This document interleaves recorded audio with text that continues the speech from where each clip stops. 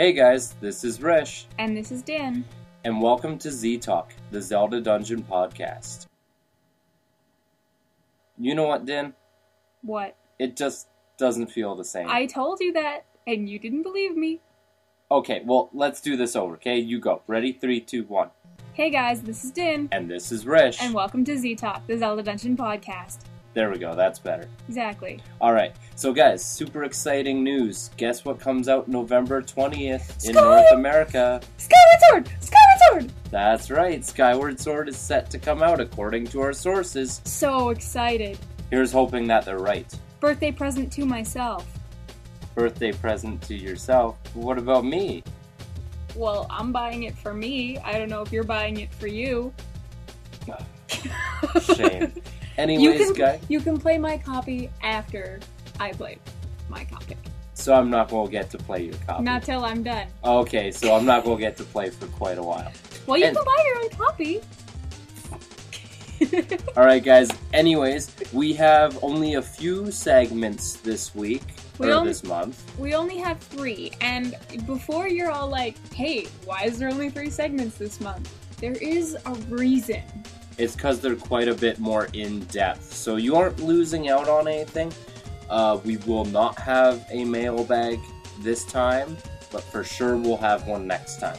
We have a round table this time, guys, that's really awesome, and it ended up being a little longer than we'd expected it to be.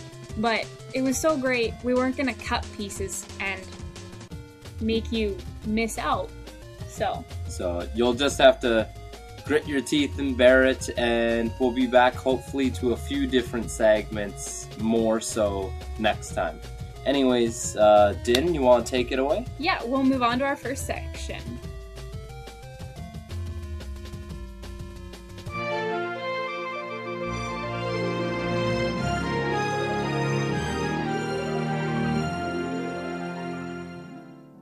So first up today on our short podcast, well, not short, but deep podcast, is knowlee, who we haven't heard from before, and she's got a segment for us.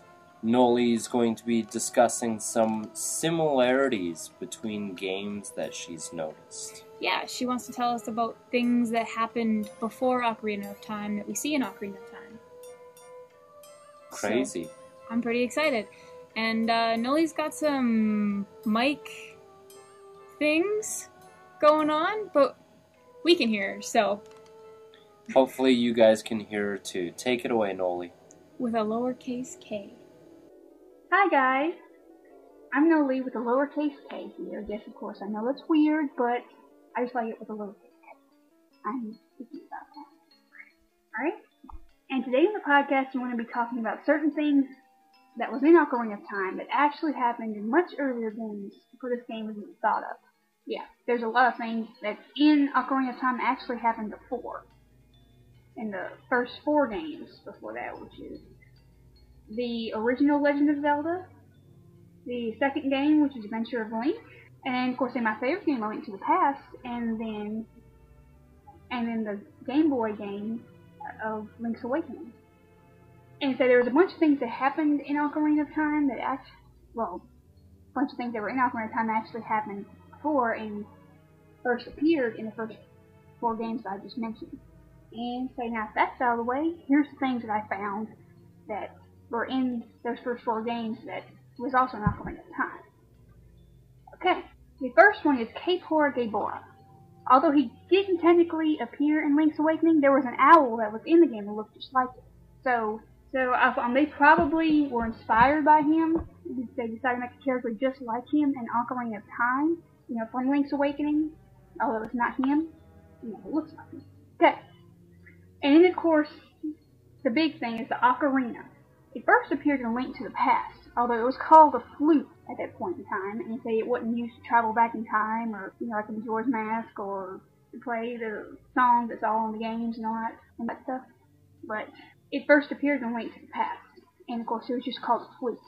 And then of course the Master Sword, it first appeared in Link to the Past also, and places of travel, which first appeared in Link to the Past, which was the Light and Dark World. And of course in Ocarina of Time it's the past and the future. But in Link to the Past it first appeared as the Light and Dark World.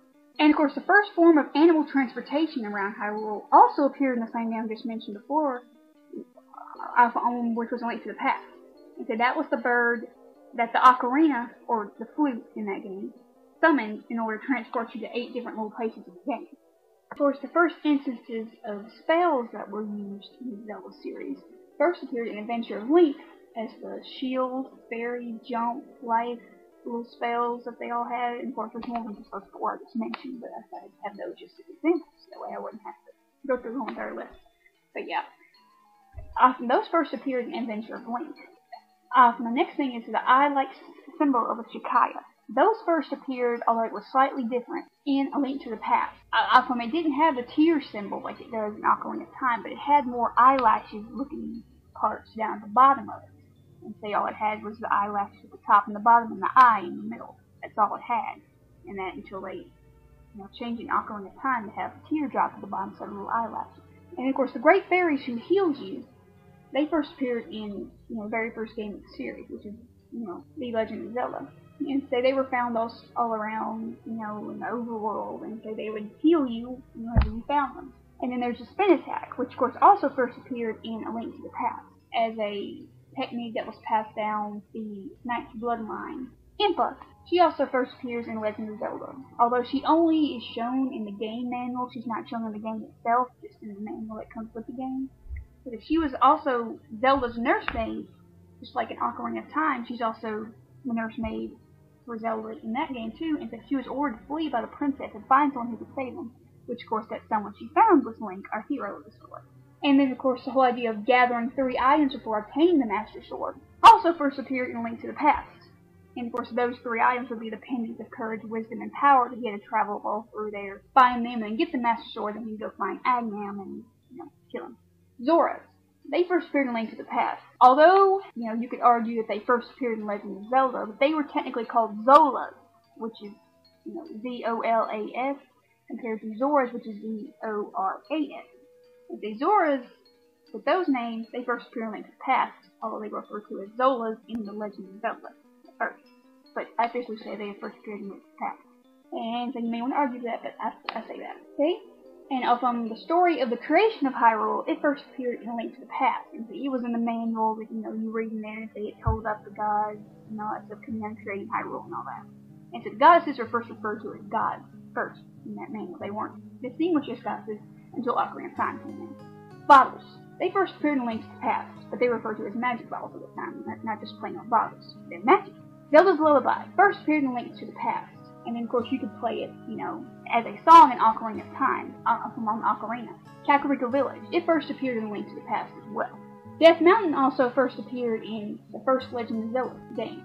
And also, the part where Ganon was the final bad guy you had to fight there. He's the big bad guy who lives on Death Mountain. You go fight him. The Triforce of Power of Wisdom, it first appeared in The Legend of Zelda. Now, the Triforce of Courage didn't appear until Adventure of Link, which is its sequel. And so the first time that the Sacred Realm was ever mentioned is in A Link to the Past. It's mentioned in the opening story of the game. That little, thing that you wait, after the logo pops up, and say, it tells that story, and that's when it first is mentioned. And so the goddesses are first mentioned in the game manual of Link to the Past, like I mentioned before, but they weren't given names, and they were called gods at first until the goddesses came along. But they still were, god of courage, god of wisdom, god of power, but they weren't goddesses officially known as yet until Ocarina of Time. Hyrule Castle also first appears in A Link to the Past, as well as the Pedestal of Time. It also appears in A Link to the Past, although it's not referred to that at that point in time, but, it's greatly implied that's what it is. 7 Sages, they also first appeared in A Link to the Past, although they were referred to as Wise Men until its re-release on the Game Boy Advance, where they were renamed Sages, to fit in with the Ocarina of Time way of them saying there were 7 Sages in the game instead of, Wise Men. Shadow Link also first appeared in Adventure of Link. He was the big guy you had to fight in the game. Okay, the first instance of a water-type dungeon is a Swamp Palace, also known as the Watergate Dungeon in A Link to the Past. That's located in an area below the bomb shop in the Dark World, which is also, in the Light World. It's in that area right below Link's house. Malon.